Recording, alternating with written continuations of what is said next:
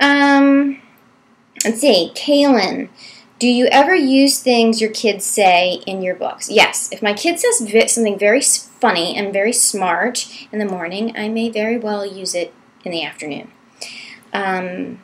Cameron, how old were you when you started to write? So I kind of answered that question because I put it into one of the previous questions, shoved that answer in. When I was very, very little, I was already writing. And I was always jotting on little pieces of bubble gum and scraps of bank receipts and any little doodle types of papers I could get my hands on.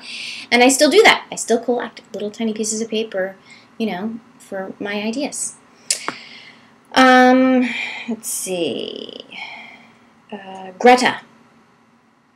How did you get the names of the animals and the people on the flip side?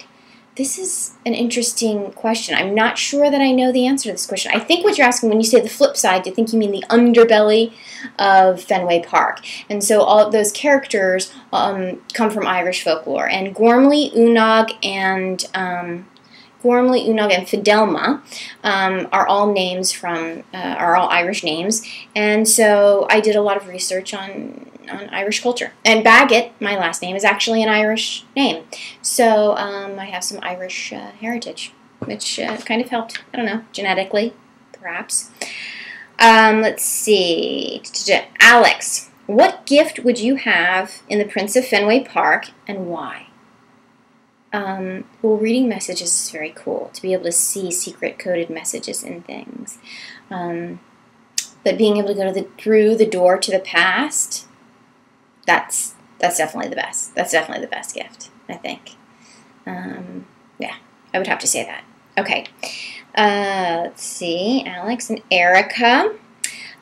Will your next book be a kid's book, and will you let Mrs. Antunes? You know, I've never really pronounced Jamie's last name.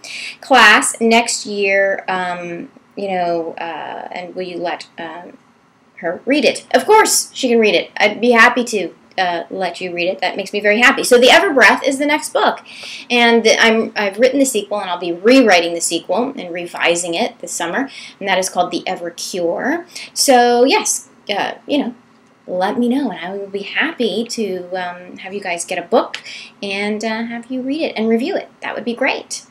Okay, Mackenzie, if you were not a writer, what other job would you have? Well, I'm also a professor. I am a professor at Florida State University, and so I do profess for a living. I love la danse, I'd love to have been a dancer. It would help if I could actually dance. Are you saying that something that I would actually have to have talent to do? I'd love to be a choreographer, photographer, lounge singer, tarot card reader. I'd like to be a movie extra, but to be paid extremely well just to walk around in the backgrounds of movies. I don't know. There's so many things. So little time. So many things. Okay. Let's see, Mackenzie, we did that. Madison, what did you want to be when you were older? I said it. What kinds of skills? I had no skills. Tyler, what types of books do you plan to write in the future? Well, I gave you guys that little heads up about The Everbreath. And you guys are the first people to know about The Evercure, its sequel.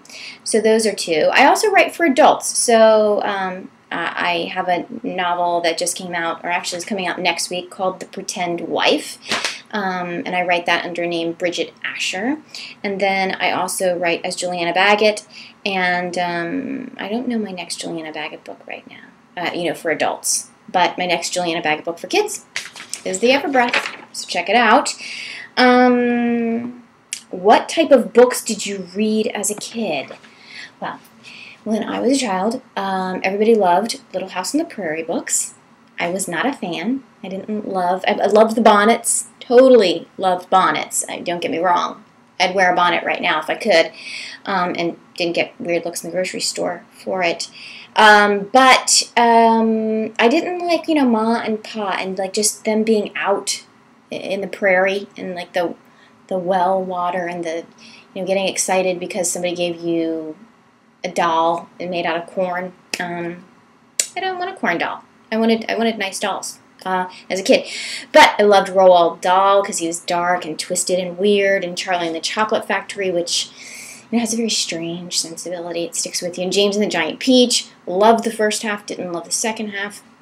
I loved Ramona and Beatrice. Let's see, Beverly Cleary books. I loved E.B. White's book. I also loved, I loved E.B. White's Stuart Little, although the ending falls apart. And don't tell him that I said that, or he's passed away. Nowadays I love Coraline, big Neil Gaiman fan. J.K. Rowling, of course, that goes without saying. Anne Ursu is kind of cool, doing interesting stuff.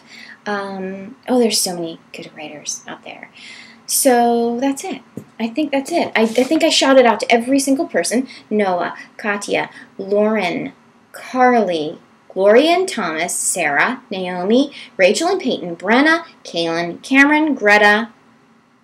Did Greta ask twice? No, she didn't ask twice. Okay. Alex, Erica, Mackenzie, Madison, Tyler, and Connor. That's everybody. And you guys were brilliant.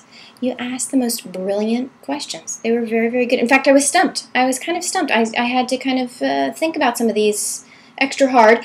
And there was one that was a spoiler, and I couldn't even actually mention it because it's top secret still for those who haven't read the book. So, very, very good. Very fun to chat with you today, and I hope you guys are doing well. Get gearing up for summer. I hope you have a blast this summer, and that you get a lot of good reading in, and drop me a line, drop me an email, princeoffenwaypark.com, theanybodies.com. Give a shout out. I'm here. Okay, have a great summer.